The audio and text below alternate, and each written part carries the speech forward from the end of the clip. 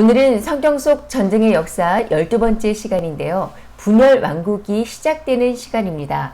이 분열 왕국의 첫 번째 남유다의 왕 르호보암이었는데요. 르호보암 시대의 시삭의 출정이라는 주제로 함께 말씀을 나누겠습니다.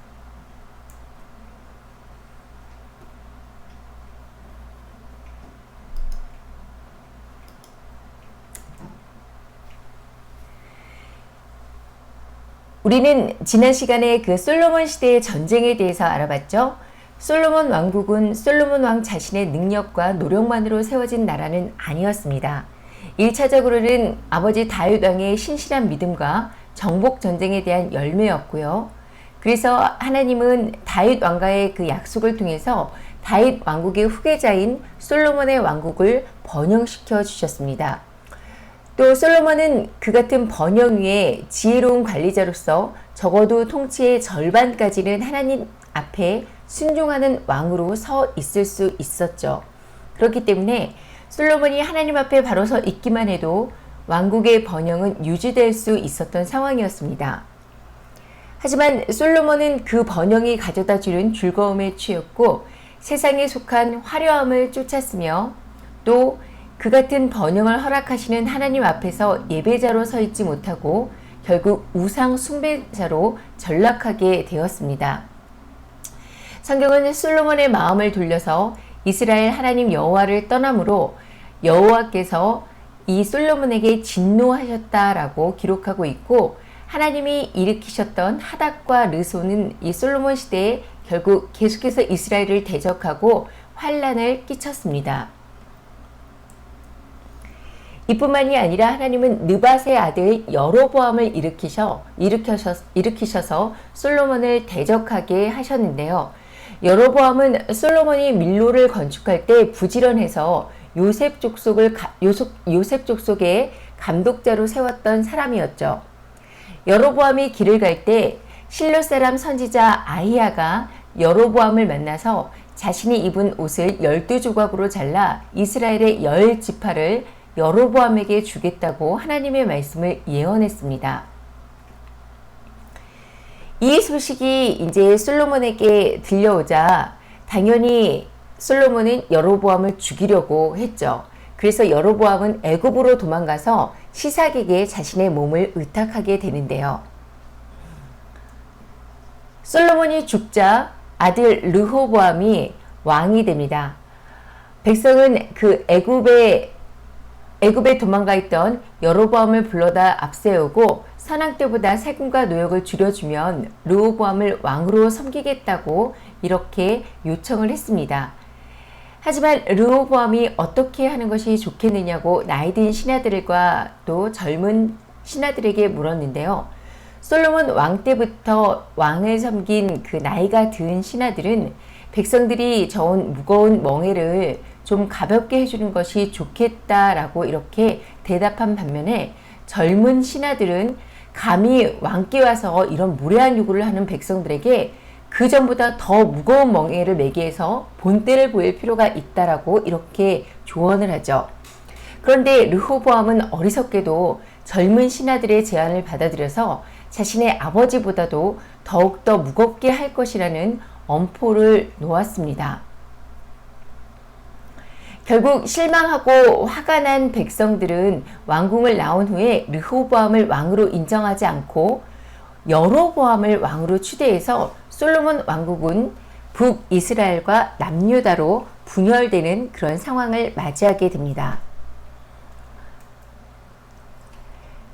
이 분열왕국의 시기는 남유다와 북이스라엘의 관계의 변화에 따라서 남북 경쟁기, 또 남북 화해기, 남북 단절기 이렇게 나뉘어지고요. 그리고 북이스라엘이 멸망하는 시기죠. 이 시기를 아시리아 정복기, 그리고 남유다가 멸망하는 시기를 남유다 왕국기로 이렇게 분류를 할 수가 있습니다. 처음 남유다와 이제 북이스라엘이 이렇게 분열된 후에 르호보암과 여로보암의 시대에는 당연히 남북 경쟁기의 시기였습니다.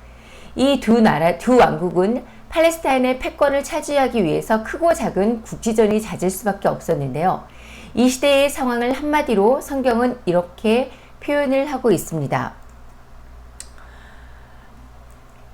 르호보암과 여로보암 사이에 항상 전쟁이 있으리라.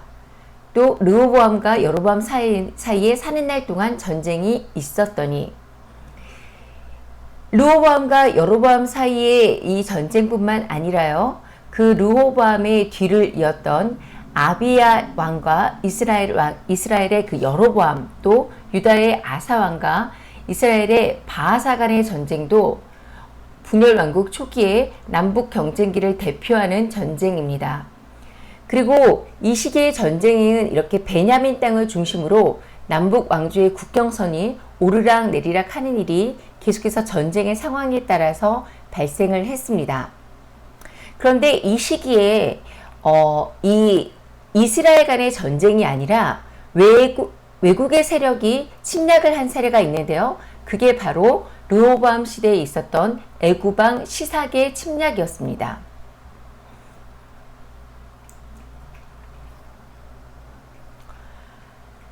르호보암의 입장에서는 아버지인 솔로몬의 왕국이 나누어지고 거기에 무려 12지파가 여로보암을 따랐다는 것에 분노할 수밖에 없는 상황이었습니다. 역대하 11장 1절에서 4절을 함께 읽도록 하겠습니다. 시작. 르호보암이 예루살렘에 이르러 유다 온 족속과 베냐민 지파를 모으니 택한 용사가 18만 명이라. 이스라엘과 싸워 나라를 회복하여 르호보암에게 돌리려 하더니 하나님의 말씀이 하나님의 사람 스마야에게 임하여 이르되, 솔로몬의 아들 유다 왕 르호보암과 유다와 베냐민에 속한 모든 이스라엘 무리에게 말하여 이르기를, 여호와의 말씀이 너희는 올라가지 말라. 너희 형제 이스라엘 자손과 싸우지 말고 각기 집으로 돌아가라. 이 일이 나로 말미암아 난 것이라 하셨다 하라 하신지라. 그들이 여호와의 말씀을 듣고 돌아가고 여로보암을 치고 가던 길에서 되돌아갔더라. 예루살렘으로 돌아온 그 르호보암은 분을 이기지 못하고 유다와 베냐민의 18만 연합군으로 북이스라엘을 치려고 작정을 했습니다. 그래서 지금 모두 함께 모였어요. 그런데 이때 선지자 스마야로부터 이 모든 것이 하나님의 뜻으로 된 일이니 올라가지 말라고 하는 하나님의 메시지를 듣게 됩니다. 그리고 모두 전쟁을 포기하고 각자의 집으로 돌아가죠. 르호보암의 입장에서 조금 생각을 해보면 이것은 참으로 기가 막힌 상황인데요. 잘못 판단하는 바람에 할아버지 다윗과 아버지 솔로몬이 피땀 흘려 이룩하고 견고하게 세워놓았던 나라를 갈라지게 하고 말았으니까 사실 얼마나 안타까웠겠습니까? 게다가 12지파 중에서 10지파나 북쪽 반란 세력에 붙어서 북이스라엘로 나눠져 버렸습니다. 객관적으로 볼 때는 이 르호보암이 이끄는 남유다에게는 훨씬 불리한 입장이 놓여 있는 것이죠. 르호보암은 자신의 경솔한 판단으로 그 실수가 얼마나 엄청난 것인지를 보게 되었고, 그래서였기 때문이었는지 왕이 된 초창기에는 나름대로 그 하나님의 말씀에 신중을 기하고 하나님 말씀에 순종하는 모습을 보였던 것 같습니다. 그리고 또 나름대로 이 왕이 된 초창기에는 열심히 꽤 뛰어난 리더십을 발휘한 것으로 보여지는데요. 처음에 큰 실패가 오히려 약이 되었다는 것을 알 수가 있죠. 하나님의 지시에 순종하면서 북이스라엘을 공격하는 것을 포기한 르호보암은 먼저 유다 땅의 방비를 위해 국경지대의 성읍들을 요새화합니다. 르호보암이 예루살렘에 살면서 유다 땅에 방비하는 성읍을 건축하였으니 라고 5절에 기록되어 있는데요. 이 성들은 베들레헴, 에담, 드고아, 벨숫, 소고, 아둘람, 가드, 마레사, 십, 아도라임, 라기스, 아세아, 소라, 아얄론, 헤브론입니다. 이들이 모두 유다와 베냐민 땅에 있어서 견고한 성읍들이라고 성경이 말씀하고 있죠. 이곳들은 이미 성읍으로 형성되어 있었어요. 하지만 르호보암은 그 성들을 더욱더 견고하게 만들었던 것이죠. 그 학자들은 이 역대하 11장 5절에서 10절에 나타난 성읍의 목록이 실제 르호보암 시기의 성읍 목록일 가능성이 아주 높다고 이렇게 보고 있습니다. 이 성읍들은 헤브론과 그 예루살렘을 중심으로 서쪽과 남쪽을 둘러싼 형태로 나타나고 있는데요. 블레셋과 그 에돔 지역이 거의 나타나지 않습니다. 르호보암의 그 아버지인 그 솔로몬이 블레셋과 에돔 지역까지 모두 정복했다는 그 성경의 기록을 바탕으로 한다면 왕국 분열 이후에 각 지역에는 크고 작은 독립전쟁이 일어났고 왕국의 영토는 상당히 르호보암 시대에 다소 좀 축소됐을 것으로 이렇게 볼 수가 있습니다. 자, 11절과 12절을 함께 읽도록 하겠습니다. 시작. 르호보암이 그 방비한 성읍을 더욱 견고하게 하고 지휘관들을 그 가운데 두고 양식과 기름과 포도주를 저축하고 모든 성읍에 방패와 창을 두어 매우 강하게 하니라. 유다와 베냐민이 르호보암에게 속하였더라. 르호보암은 요새마다 충분한 식량과 생활 필수품을 쌓아놓고 무기들도 충분히 준비를 했습니다. 이것은 두 가지 효과가 있었는데요. 적들이 이렇게 침입을 대비했을 뿐만 아니라 분열로 혼란에 빠진 백성들의 마음도 단결시키는 그런 효과를 거두게 되었죠. 그래서 12절에 유다와 베냐민이 르호보암에 속하였더라 라는 말을 좀 더 정확히 표현하면 유다와 베냐민 지파가 르호보암의 왕권 아래 뭉쳐서 하나가 되었다라는 의미로 해석할 수 있겠습니다. 이것은 르호보암의 탁월한 리더십이라고 할 수가 있는데요. 전쟁에서도 숫자가 적어도 어때요? 전쟁을 차리고 탁월한 전술과 전략을 가지고 정예화되면 군대가 훈련되어 있으면 아무리 많은 숫자의 상대편의 적이라고 해도 함부로 하지 못합니다. 또 그렇게 할 때 자기들 내부적으로도 자신감과 안정감이 생기면서 흔들리지 않게 되죠. 가만히 있었으면 다들 불안해서 정세가 어떻게 될지 모르는 이 남북 분열기 초창기 시대에 르호보암은 땀을 흘리면서 성읍을 견고하게 하고 방비를 함으로써 국내의 정세를 안정시켰습니다. 여러분, 영적으로도 되게 비슷한데요. 우리의 신앙 생활에서도 신앙이 있다고 해서 내가 또 교회에 다니고 있다고 해서 절대 안심해서는 안 되고요. 강한 믿음을 가졌더라도 더욱더 강한 믿음을 다지기 위해서 경건한 생활을 하는 것이 필요하다는 뜻입니다. 이렇게 하나님 앞에 겸허한 마음으로 다시 르호보암이 나라를 정비하자 비록 나라가 남과 북으로 갈렸지만 뜻하지 않은 축복의 사건이 르호보암에게 일어납니다. 그것은 북이스라엘에 있던 제사장들과 레위 사람들이 모두 남유다의 르호보암에게로 내려온 사건이었는데요.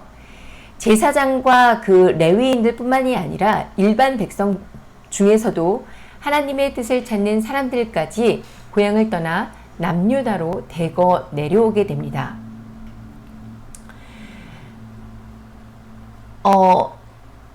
16절에 보면 그 이스라엘 모든 지파 중에 마음을 굳게 하여 이스라엘의 하나님 여호와를 찾는 자들이 레위 사람들을 따라 예루살렘에 이르러 그들의 조상의 하나님 여호와께 제사하고자 한지라 라고 되어 있는데요. 여러분, 이들이 이렇게 한 이유가 무엇일까요? 14절과 15절을 함께 읽도록 하겠습니다. 시작. 레위 사람들이 자기들의 마을들과 산업을 떠나 유다와 예루살렘에 이르렀으니 이는 여로보암과 그의 아들들이 그들을 해임하여 여호와께 제사장의 직분을 행하지 못하게 하고 여로보암이 여러 산당과 숫 염소 우상과 자기가 만든 송아지 우상을 위하여 친히 제사장들을 세움이라. 북이스라엘에서 왕이 된 여로보암은 백성들이 제사나 절기 때 예루살렘에 내려가는 것을 막기 위해서 강력한 우상 숭배 정책을 펴나갔습니다. 여로보암은 단과 베렐의 금송아지 우상을 만들어서 그곳에서 제사를 드리게 하고요. 이것에 반대하는 제사장들과 레위인들의 직분을 폐하고 임의대로 제사장을 임명했는데요. 그러자 여호와의 신앙을 고수하려고 했던 수많은 그 제사장들과 레위인들, 그리고 북이스라엘에 있었던 경건한 그 백성들까지 하나님을 올바로 섬기기 위해서 대거 남유다로 내려오게 된 것이죠. 그리고 이들은 남유다를 영적으로 세우는 역할을 감당하게 되는데요. 17절을 함께 읽겠습니다. 그러므로 3년 동안 유다 나라를 도와 솔로몬의 아들 르호보암을 강성하게 하였더니 이는 무리가 3년 동안을 다윗과 솔로몬의 길로 행하였습니다. 르호보암이 다스린 그 남유다는 하나님께 제대로 예배를 드리고자 하는 사람들이 내려오므로 사실 더욱더 강력해졌다라는 것을 알 수가 있습니다. 그들은 이렇게 올바르게 다윗과 솔로몬의 길로 행하였다라고 기록되어 있는데요. 근데 그 기간을 딱 이야기하고 있어요. 3년 동안. 이것은 이 3년 동안 하나님께 순종하면서 하나님의 영광을 추구하는 삶을 그 르호보암과 레위인, 제사장들, 그리고 많은 백성들이 이렇게 살았다라는 뜻입니다. 한 나라가 강해지는 것이 단순히 군사적인 힘이나 돈으로 되는 것이 아니죠. 이 한 나라가 강해지기 위해서는요, 올바른 의식이 있어야 하고요, 무엇보다도 영적으로 바로 서는 것이 무척 중요합니다. 사실 이것은 가정도 마찬가지죠. 현대사회에서 돈은 어떤 위기에 대처할 수 있는 군사적인 힘과도 같은데요. 그래서 많은 사람들이 돈만 많으면 가정이 편안하고 화평할 것이라고 생각하지만 실제로 많은 부자들이 자신의 삶을 성공했다거나 돈이 정말 많아서 행복했다라고 이렇게 고백하는 경우는 거의 없습니다. 오히려 영적으로 무너져 있는 가정은 다툼이 끊이지 않고 마약과 술, 도박, 음란에 빠져서 진흙탕 속에서 전쟁을 치르는 이야기들을 우리는 쉽게 뉴스를 통해서 접할 수 있죠. 그래서 가정이든 교회든 어떤 조직이든 또 나라든 잘 되기 위해서는 물질적이고 외교적인 조건도 필요하지만 이 조건보다는 하나님을 찾는 경건함이 우선시 돼야 된다는 것입니다. 여러분 17절에 보면 르호보암과 남유다가 순종하면서 하나님을 찾은 기간, 하나님의 축복으로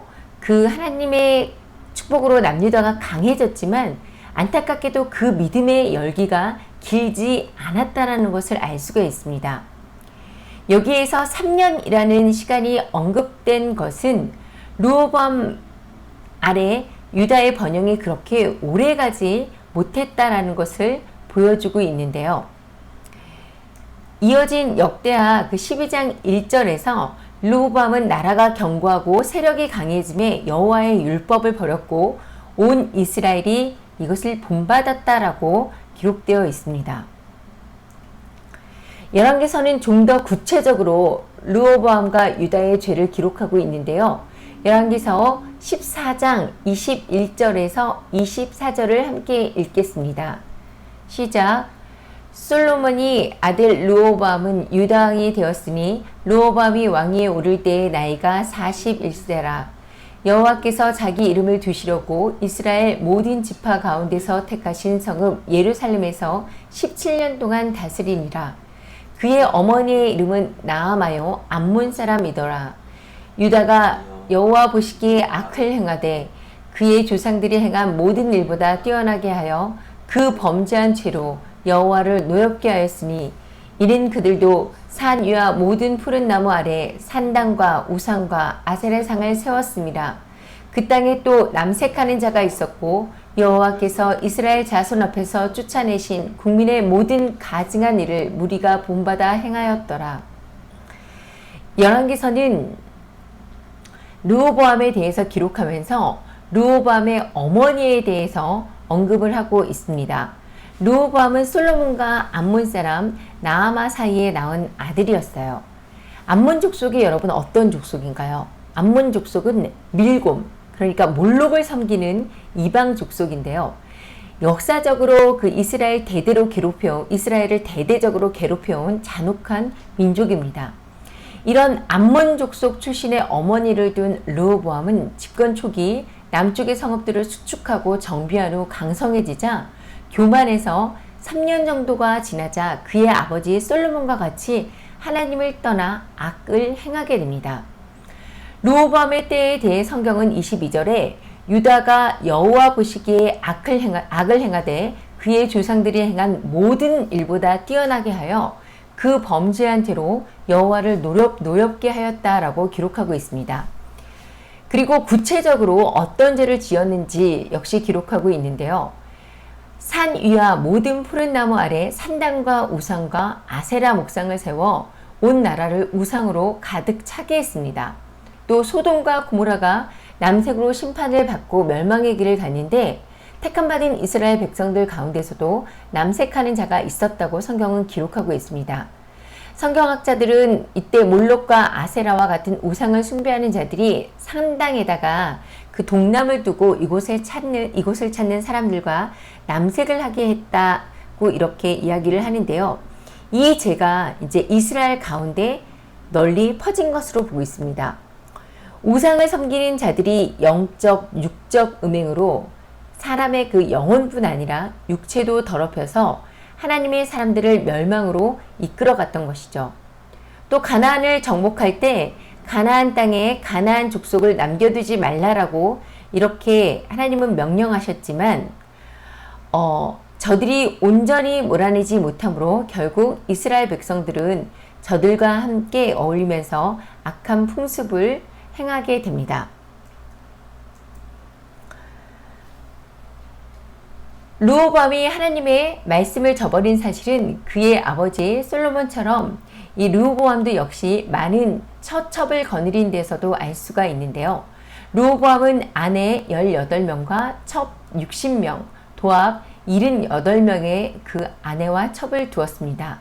그 중에 마할락과 마아가의 이름이 성경에 등장하는데 아마도 르호보암에게 가장 영향력을 끼쳤던 그런 여자들이겠죠. 그 중에서 르호보암은 마아가를 가장 사랑해서 이 마아가에게서 얻은 아들 중에 장자 아비야를 왕위 계승자로 세웁니다. 그리고 나머지 27명의 아들들에게는 각각 성읍을 주어서 흩어져서 살게 하는데요. 이것은 왕권을 두고 형제들끼리 싸우는 일이 없도록 미리 조치를 한 것이었어요. 성경은 이것에 대해서 지혜롭게 행하여서라고 이렇게 기록을 하고 있는데요. 이것은 잠언에 기록된 지혜, 그러니까 호크마랑은 완전히 다른 뜻을 가지고 있습니다. 그 호크마는 우리가 정말 얻을 수 있는 하나님의 지혜를 뜻하죠. 하나님을 알아가는 것, 그리고 하나님의 주신 그 지혜, 완전한 지혜를 의미하는 반면에 여기 르호보암이 지혜롭게 행하여라고는 돼서 사용되어지는 지혜는 분별하다, 숙고하다, 신중하다라는 의미의 히브리어 빈입니다. 그래서 르호보암이 신중하게 생각해서, 그러니까 이게 웬일로 슬기롭게 행했다라는 그런 뜻을 가지고 있는 거예요. 그러니까 세상적으로는 지혜로운 처세술이었는지 몰라도 많은 처첩을 둔 것이 분명히 하나님의 말씀을 거스르는 불순종이었습니다. 하나님께서는 분명하게 신명기에 왕은 많은 아내를 두지 말라라고 말씀하셨는데, 하지만 이 르호보암은 자신뿐만이 아니라 자신의 아들들, 자식들에게도 많은 그 아내를 구해 주었어요. 결국 르호보암은 많은 처첩과 자녀들을 결국 유다의 국력을 약하게 만드는 그 원인이 됩니다.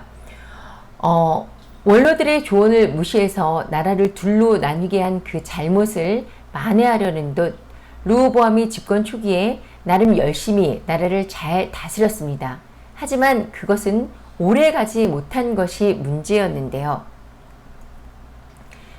역대하 12장 1절에서 4절을 함께 읽도록 하겠습니다. 시작. 르호보암이 나라가 견고하고 세력이 강함에 여호와의 율법을 버리니 온 이스라엘이 본받은지라. 저희가 여호와께 범죄하였으므로 르호보암 왕 5년에 애굽 왕 시삭이 예루살렘을 치러 올라오니 그에게 병거가 1200대요 마병이 6만 명이며 애굽에서 그와 함께 온 백성 곧 리비아와 숫과 굿솔 사람이 헤아릴 수 없이 많더라. 시삭이 유대아의 견고한 성읍을 빼앗고 예루살렘에 이르니 르호보암은 나라가 견고하고 세력이 강해지면서 여호와의 율법을 버렸습니다. 그리고 이처럼 르호보암이 악한 길로 가게 되자 백성들도 왕의 모습을 본받았습니다. 결국 하나님께서는 애굽을 통해서 르호보암과 남유다를 징계하시는데요. 그 당시 근동의 최고 강대국이었던 애굽 왕 시삭이 엄청난 병력을 이끌고 올라와서 예루살렘을 공격합니다. 당시 애굽 왕 시삭은 애굽 왕 시삭의 병력은 전차만 1200대고 기병이 6만, 보병은 셀 수 없을 정도의 대군이었어요. 이렇게 강력한 그 애굽의 공격은 결코 그냥 이루어진 것이 아니라 분명한 하나님의 징계였다라는 것을 성경을 통해서 알 수가 있는데요. 2절에서 저희가 여호와께 범죄하였으므로 라고 분명하게 이 전쟁의 원인을 성경은 밝히고 있습니다. 여러분 사실 생각해 보세요. 솔로몬의 아내가 누구였나요? 애굽의 공주였죠. 그러니까 솔로몬은 정략 결혼으로 애굽과 친밀한 외교를 다졌는데 왜 이런 외교 관계를 가졌을까요? 이런 전쟁을 피하기 위함이었다라는 거죠. 그런데 솔로몬이 죽고 그 한 대도 못 가서 그 일대도 지나지 않아서 애굽이 하루아침에 등을 돌리고 침략군으로 돌변해서 지금 남유다를 침략하고 있는 것입니다. 시삭의 병력은 유다의 견고한 성읍을 빼앗고 예루살렘에 이르렀습니다. 여러분 생각해 보세요. 르호보암이 왕이 되고 집권 초기에 한 일이 무엇이었나요? 견고했던 성들을 더욱더 견고하게 하는 것이었습니다. 그리고 이 견고하게 방배한 성읍들은 대부분 헤브론과 예루살렘 중심으로 서쪽과 남쪽을 이렇게 둘러싼 형태이기 때문에 이것은 블레셋과 애굽을 방어하기 위함이었다는 것을 알 수가 있어요. 그런데 지금 왕이 되자마자 그 초창기에 모든 힘을 기울여서 원래 견고했던 성들을 더 견고하게 철옹성같이 만들어 놓았는데 시삭의 병력은 이런 국경의 요새들이었던 성읍들을 추풍낙엽처럼 다 나가 떨어뜨리고 순식간에 예루살렘까지 점령을 했다라는 것입니다. 이런 일을 피하기 위해서 그렇게 정성을 들여서 성을 견고하게 했는데 이것이 어떻게 됐어요? 무용지물이 되어버린 거죠. 여러분, 우리가 아무리 우리의 그 성읍을 견고하게 쌓으려고 해도 하나님이 우리를 치시려고 작정하시면 아무리 자기가 공을 들여 세워놓고 가장 자랑하던 무적의 방어선이라고 할지라도 아무것도 아닌 게 되어버립니다.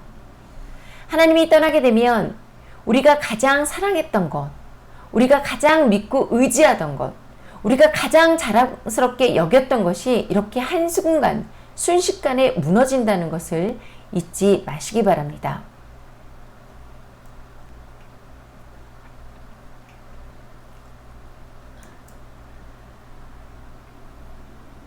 예레미야 9장 23절과 24절을 함께 읽겠습니다. 여호와께서 이와 같이 말씀하시되 지혜로운 자는 그의 지혜를 자랑하지 말라. 용사는 그의 용맹을 자랑하지 말라.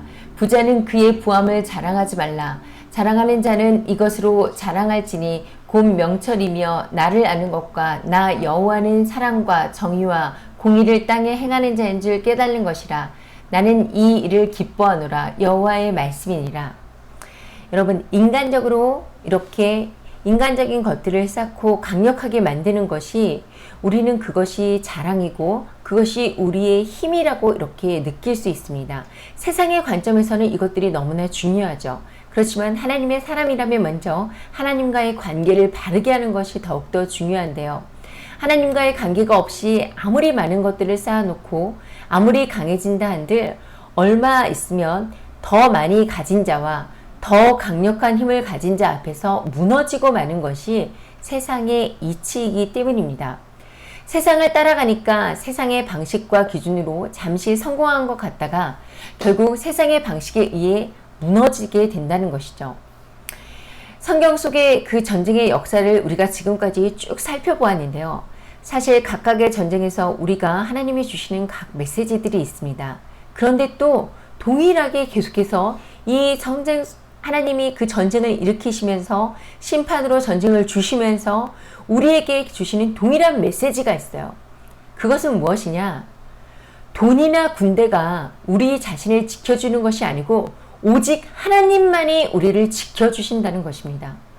그래서 다윗도 어떤 사람은 병거, 어떤 사람은 말을 의지하나 우리는 여호와 우리 하나님의 이름을 자랑하리로다 라고 이렇게 노래를 했던 것입니다. 그런데 안타깝게도 르호보암은 자신의 할아버지였던 다윗이 노래하던 그 진리를 몰랐고 또 외면했던 것입니다. 이 애굽의 대군은 이스라엘 국경지대를 초토화시키고 저항하는 이스라엘 군대를 다 짓밟으면서 수도 예루살렘으로 순식간에 밀려들었습니다. 그러자 다급해진 그 르호보암과 나라의 지도자들이 예루살렘에 모여서 비상대책회의를 가지게 되었어요. 하지만 그들에게 별다른 대안이 있을 리가 있었겠습니까? 그때 하나님의 선지자 스마야가 와서 하나님의 말씀을 다시 선포합니다. 5절 말씀인데요. 그때 유다 방백들이 시삭의 일로 예루살렘에 모였는지라 선지자 스마야가 르호보암과 방백들에게 나와 이르되 여호와께서 이같이 말씀하시기를 너희가 나를 버렸으므로 나도 너희를 버려 시삭의 손에 넘겨놓으라 하셨다 한지라. 여러분, 너희가 나를 버렸으므로 나도 너희를 버려 시삭의 손에 넘겨놓으라. 이 말씀이 얼마나 무서운 말씀입니까? 이것은 하나님께서 보호막을 걷어가심을 의미하고요. 그동안 르호보암이 강해서 안전했던 것이 아니라 하나님이 지켜주셨기 때문에 하나님이 보호하셨기 때문에 안전했던 것인데 이제 그 하나님의 보호막이 없어지면서 적군의 밥이 되어버린 그런 상황이 되어버린 것입니다. 이 스마야 선지자는 어떤 사람이에요? 수년 전 나라가 남과 북으로 나뉠 때 북왕국을 치려던 르호보암에게 싸우지 말라는 하나님의 뜻을 전했던 선지자였습니다. 그런데 그런 그를 하나님께서 이 순간 르호보암과 유다 지도자들에게 다시 보내셨다는 것은 사실 중요한 의미가 있죠. 하나님께서 당신의 예언자를 통해서 심판을 선포하시는 것은 멸망이 목적이 아니라 회개하게 하시려는 게 목적이라는 사실입니다. 선지자를 보내셨다는 것은 하나님께서 그들을 아주 버리시지는 않으셨다는 증거이기 때문인데요. 만약에 하나님이 유다의 타락을 그대로 내버려 두셨다면 그들은 자기들의 죄악 가운데서 결국 멸망할 수밖에 없었을 것입니다. 하지만 하나님은 이 남유다를 너무나 사랑하셔서 다시 기회를 주세요. 하나님의 자녀가 잘못된 길로 나아가게 되면 하나님은 중간에 엄중한 경고의 메시지를 보냅니다. 그리고 그 메시지를 받았을 때 그때라도 정말 진정으로 회개하면 살고 회복될 수 있다는 것이에요. 그래서 이때 스마야 선지자의 선포를 들은 르호보암과 그 유다의 지도자들이 놀랍게도 즉각적인 회개의 반응을 보입니다. 6절인데요. 이에 이스라엘 방백들과 왕이 스스로 겸비하여 이르되 여호와는 의로우시다 하매 이 고백은 자신들의 죄에 대해서 하나님께서 이렇게 징계하시는 것이 의로우시다, 당연하시다는 뜻입니다. 하나님이 맞으시고 자신들이 틀렸다라는 것을 지금 인정하고 있습니다. 하나님의 뜻에 동의하고 있어요. 바로 이것이 회개의 첫 번째 걸음이죠. 이렇게 되니까 하나님의 마음이 움직이십니다. 여호와께서 저희의 스스로 겸비함을 보신지라 여호와의 말씀이 스마야에게 임하여 이르시되 그들이 스스로 겸비하였으니 내가 멸하지 아니하고 저들을 대강 구원하여 나의 노를 시삭의 손을 통하여 이스라엘에 쏟지 아니하리라. 그러나 그들이 시삭이 종이 되어 나를 섬기는 것과 세상 나라들을 섬기는 것이 어떠한지 알게 되리라 하셨더라. 하나님은 르호보암과 백성들의 겸비함을 보신 후에 다시금 스마야를 통해 대강 구원해 주시겠다라고 이렇게 말씀하십니다. 여러분, 대강 구원하여 주신다는 말씀이 무슨 의미일까요?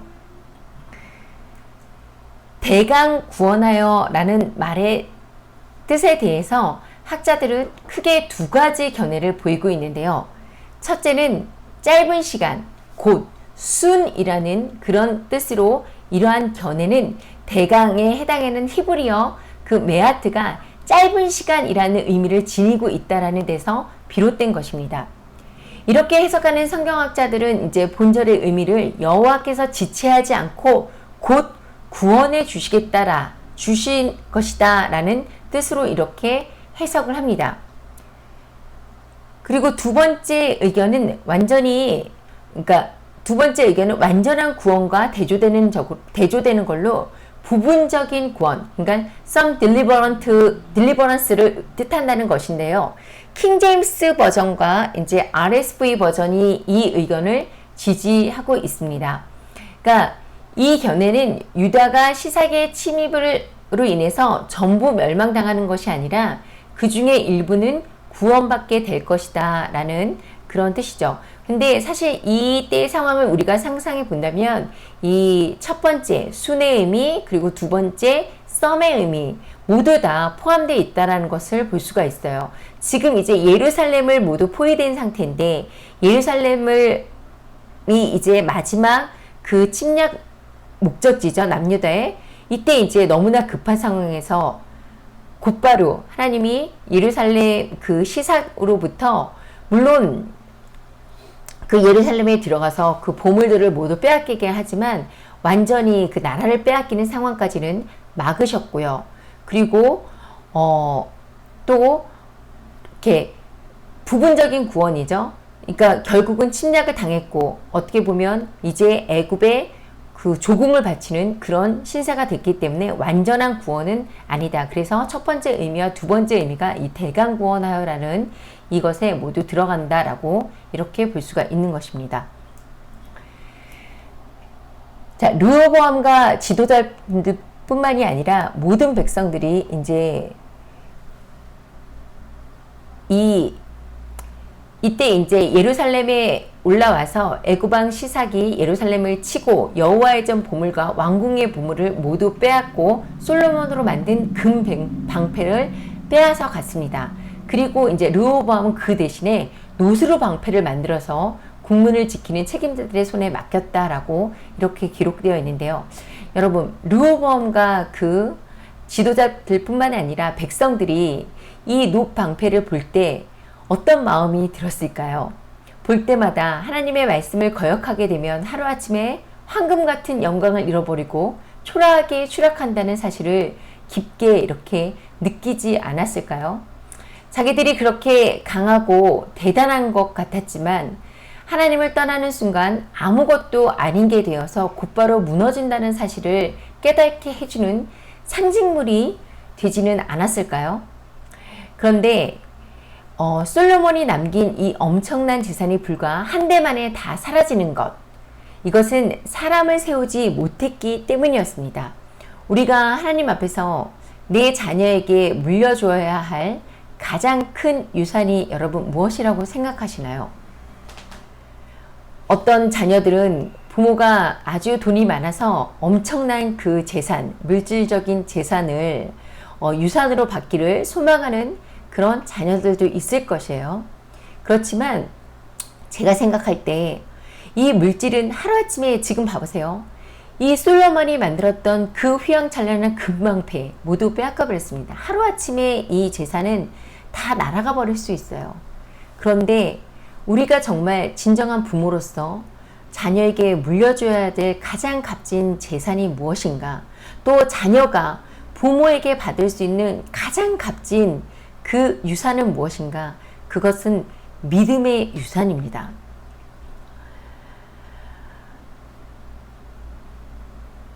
그런데 이 믿음의 유산을 받지 못하고 그냥 재산만 받은 이 르호보암은 어려서부터 보고받은 그 모습대로 결국 아버지를 따라했어요.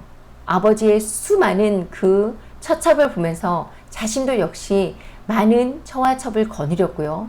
또 아버지가 금방패를 든 그 군인들로부터 열병을 받는 모습을 어려서부터 보고 자랐기 때문에 거기에 이 왕권이 있는 것처럼 이렇게 젖어서 살았던 르호보암은 이 금방패를 허무하게 빼앗겼으니까 이제 노수로 방패를 만들어서 군인들의 열병을 받았습니다. 얼마나 비참한 일인가요? 11절에 보면 여러분 이 르호보암이 언제 이 놋방패를 만들어서 이 놋방패를 사용했나요? 11절 보면 여호와의 집 전에 들어갈 때마다 경호하는 자가 그 방패를 들고 갔다가 경호실로 도로 가져갔다라고 되어 있습니다. 여러분 여호와의 전에 나갈 때 놋 방패가 왜 필요할까요? 하나님께 나아갈 때 금이나 놋이 무슨 필요가 있나요? 하나님의 앞에 나아갈 때 진정으로 우리가 가지고 나아야 할 것은 무엇인가요? 하나님 앞에 나아갈 때 성경의 많은 선지자들은 신을 벗었습니다. 이것은 단순히 신발을 벗는 그 행위를 말하는 것이 아니라 우리의 마음을, 우리의 모든 것을 내려놓는다라는 의미가 있어요. 결국 하나님 앞에 나아갈 때는 금방패와 놋방패가 아니라 겸손함과 순종함, 그리고 자복하는 마음으로 모든 것을 내려놓고 낮은 마음으로 나아가야 된다는 것입니다. 사실 이렇게 솔로몬 왕궁의 모든 찬란한 보석과 금방패, 이것을 모두 빼앗긴 것은 사실 솔로몬에게 약속하신 하나님의 말씀의 성취였는데요. 역대하 7장 17절에서 21절을 함께 읽겠습니다. 시작. 내가 만일 내 앞에서 행하기를 내 아버지 다윗이 행한 것 같이 하여 내가 내게 명령한 모든 것을 행하여 내 율례와 법규를 지키면 내가 내 나라 왕위를 견고하게 하되 전에 내가 내 아버지 다윗과 언약하기를 이스라엘을 다스릴 자가 내게서 끊이지 아니라 한 대로 하리라. 그러나 너희가 만일 돌아서서 내가 너희 앞에 둔 내 율례와 명령을 버리고 가서 다른 신들을 섬겨 그들을 경배하면 내가 너희에게 준 땅에서 그 뿌리를 뽑아내고 내 이름을 위하여 거룩하게 한 이 성전을 내 앞에서 버려 모든 민족 중에 속담거리와 이야기거리가 되게 하리니. 그랬습니다. 하나님께서 성전을 내 앞에서 버려 모든 민족 중에 속담거리와 이야기거리가 되게 하겠다라고 말씀하셨습니다. 그런데 그 말씀대로 첫 번째 성전 약탈이 지금 이루어진 것이에요. 하나님의 임재와 도우심이 없는 성전은 그냥 건물에 불과한 것입니다. 정말 중요한 것은 화려한 성전이 아니었던 것이죠. 하나님의 건물, 성전을 더욱 중요하게, 하나님은 이 건물 성전을 전혀 중요하게 여기지 않으셨어요. 왜냐? 사람이 더 중요하기 때문입니다. 그래서 사람이 하나님을 배반했을 때, 하나님의 백성이 하나님을 배반했을 때 그 성전은 모욕당하고 약탈당하도록 이렇게 내어주게 되는 것입니다.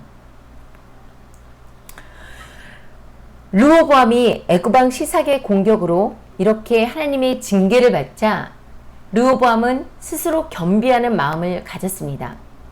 하지만 이런 하나님 앞에 겸손한 태도가 결코 오래 유지되지 못하고 다시 죄의 길로 들어섰는데요. 여러 가지 원인이 있을 것이라고 추측이 되지만 무엇보다도 그의 어머니의 악한 영향력이 컸습니다. 13절과 14절을 함께 읽겠습니다. 시작. 르호보암 왕은 예루살렘에서 스스로 세력을 굳게 하여 다스리니라. 르호보암이 왕위에 오를 때에 나이가 40세라. 예루살렘 곧 여호와께서 이스라엘의 모든 지파 중에서 택하여 그의 이름을 두신 성에서 17년 동안 다스리니라. 르호보암의 어머니의 이름은 나아마요 암몬 여인이더라. 르호보암이 악을 행하였으니 이는 그가 여호와를 구하는 마음을 굳게 하지 아니함이었더라. 13절에서 르호보암의 어머니의 이름이 나아마요 암몬 여인이었다라고 기록되어 있습니다. 우리가 아까도 살펴보았듯이 열왕기상 24장 21절에도 똑같은 내용이 기록되어 있죠. 이 르호보암의 통치를 평가하는데 왜 계속해서 이 말이 언급되었을까요? 그것은 이방 여인이었던 암몬 출신의 어머니 나아마가 르호보암에게 끼친 영향력이 아주 컸다라는 뜻으로 해석할 수가 있는데요. 이 하나님이 무엇보다도 아주 미워하셨던 암몬 족속, 그 이유는 그 다른 우상들이 그냥 제사를 하는 것에 비해서 몰렉은 자신의 자식을 불태워서 제물로 바치게 하는 아주 사악한 그런 이방 종교였기 때문입니다. 아주 혐오하시는 우상이었죠. 그것을 누가 이스라엘에 가지고 들어왔을까요? 바로 솔로몬의 아내가 된 암몬 여인 나아마였던 것입니다. 나아마는 솔로몬이 그 하나님의 명령을 어기고 마구 혼인해서 불러들인 이방 첩첩 중에 하나였는데, 이 솔로몬의 여인이 몇 명이었어요? 1000명. 이 많은 다른 여인들을 다 물리치고 자신의 아들이 왕이 되게 만들었어요. 여러분, 이 나아마라는 여인에 대해서 지금 상상이 되시나요? 얼마나 그 위세가 당당하고 기가 셌을지 짐작하실 수 있나요? 이 왕궁의 암투가 엄청났을 텐데 자신의 자식을 왕으로 세웠던 것입니다. 이 나아만은 어떻게 보면 정말 무서운 그 왕후의 세력, 뒷세력이라고 이렇게 볼 수가 있는 거죠. 그리고 왕이 된 자신의 아들 르호보암에게 악한 우상 숭배의 정신을 불어넣어 주었고, 하나님 중심의 지도자가 되지 못하도록 애를 쓰면서 하나님 앞으로 가려고 할 때 그 방향을 돌려놓는 지독한 어머니가 바로 나아마였던 것입니다. 여러분, 솔로몬이 남긴 엄청난 재산이 자신의 아들이 통치하고 겨우 5년 만에 다 사라진 것, 이것은 사람을 바로 세우지 못했기 때문이었는데요. 우리가 하나님 앞에서 우리 자녀에게 물려주어야 할 것이 재산이 아니고, 다시 한번 말씀드리지만 온전한 믿음, 신앙의 계승이라는 것 잊지 마시기 바랍니다.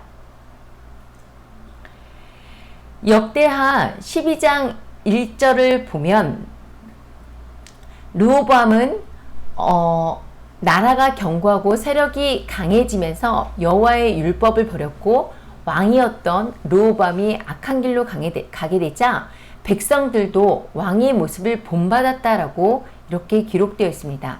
여기서 우리가 두 가지 중요한 사실을 발견할 수가 있는데요. 첫 번째,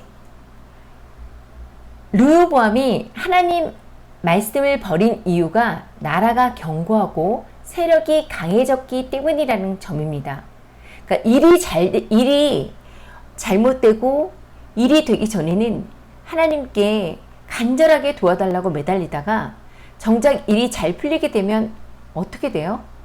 자기가 잘나서 된 줄 아는 게 인간의 본성이죠.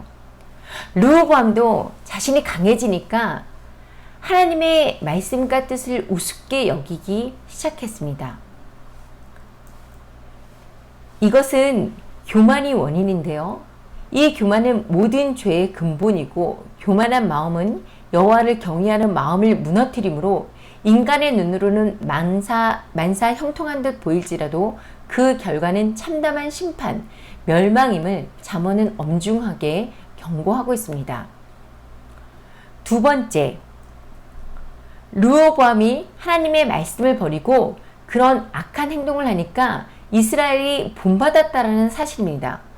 왕이 하나님의 말씀을 버리니까 백성들도 따라서 하나님의 말씀을 버렸다라는 것인데요. 자, 리더의 나쁜 모습을 온 백성이 따라했습니다. 여기에 다시 두 가지의 문제점이 보여지는데, 타락한 리더와 그 타락한 리더를 분별하지 못하는 백성들입니다. 리더십의 가장 큰 책임은 삶의 모범이에요. 가정에서도 이상하게 그 자녀들은 부모의 좋은 점이 아니라 나쁜 점을 먼저 보고 배우게 됩니다. 그래서 가정의 리더로서 부모의 가장 큰 책임은 삶의 모범이라고 할 수가 있는데요. 부모가 신앙생활을 제대로 안 하는 가정의 그 자녀들이 제대로 신앙생활을 하는 경우는 거의 없죠.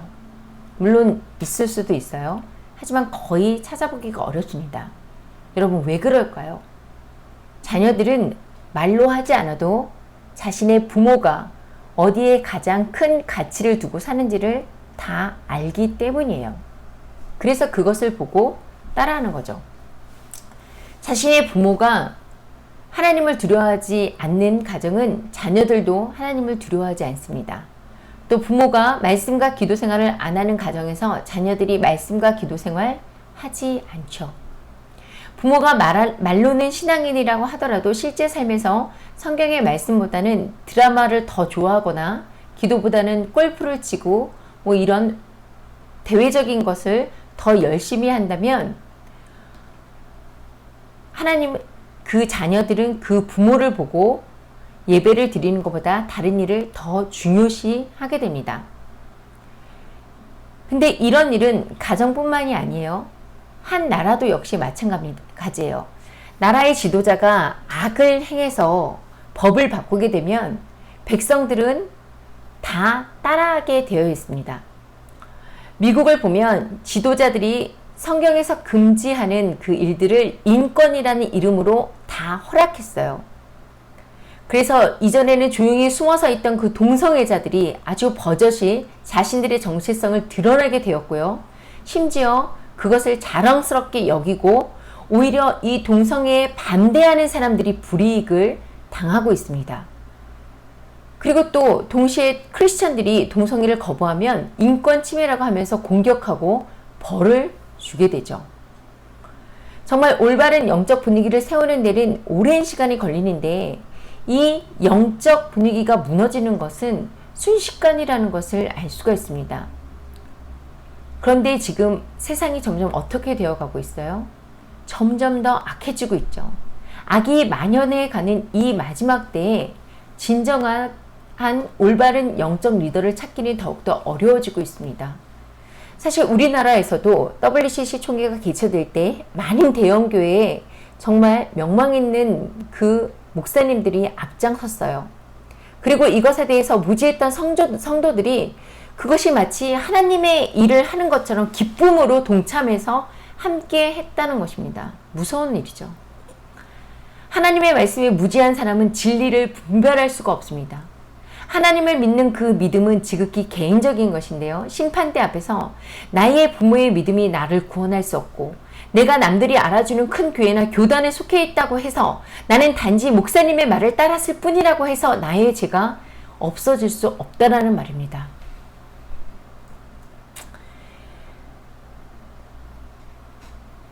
오늘 제가 이 르호보암 시대의 전쟁을 묵상하면서 가장 인상 깊었던 단어는 3년이라는 단어였습니다. 3년 동안. 르호보암이 우상 숭배로 물든 북이스라엘에서 내려온 제사장들과 레위인, 일부 경건한 사람들과 함께 남유다를 강건하게 하고 다윗과 솔로몬의 길을 행했던 것이 불과 3년 동안이라고 이렇게 성경은 말씀하셨습니다. 3년짜리 신앙이었다는 말입니다. 여러분, 우리가 믿고 우리가 만난 주님이 3년짜리밖에 되지 않는 그런 주님이 아니라는 것을 우리의 믿음의 삶으로 증거해야 되는 사람들입니다. 르호보암의 신앙의 핵심은 다윗처럼 견고하지 못했고 마음을 굳게 하지 못했다라는 것입니다. 쉽게 회개했지만 다시 죄를 반복하는 삶. 그래서 르호보암은 3년짜리 신앙으로 일시적인 신앙의 모습만 있었기 때문에 이 르호보암의 전체적인 평가는 악한 왕으로 성경은 평가하고 있습니다. 한결같이 여호와께 순종하지 않고 시시때때로 변화하기 쉬운 신앙인의 전형이 바로 르호보암이었기 때문입니다. 조금 부해지고 조금 우리의 삶이 윤택해지고 잘 살게 되면 왜 이렇게 하나님을 떠나서 교만해지는 것일까요? 이것은 기독교 역사에 지금도 반복되어지는 안타까운 모습인데요. 좀 잘 살고 힘이 생기고 유명해지면 왜 주님에게서 멀어지는지, 이것이 타락한 인간의 연약함이라는 사실을 우리는 알고 있습니다. 하지만 우리의 이 연약함을 주님께 아뢰며 성령의 도우심을 받는다면, 우리가 매일매일 거룩한 삶으로 우리의 믿음을 굳건하게 한다면 우리의 믿음은 결코 3년짜리가 되지 않을 것입니다. 여호와를 구하는 마음을 굳게 하지 않았다는 르호보암에 대한 평가가 저와 여러분에 대한 주님의 평가가 되지 않고, 모든 신앙생활의 핵심은 평생 마음을 굳게 하여 치우침 없는 걸음으로 하나님을 따르는 저와 여러분이 되시기를 다시 오실 예수 그리스도의 이름으로 축복합니다. 아멘.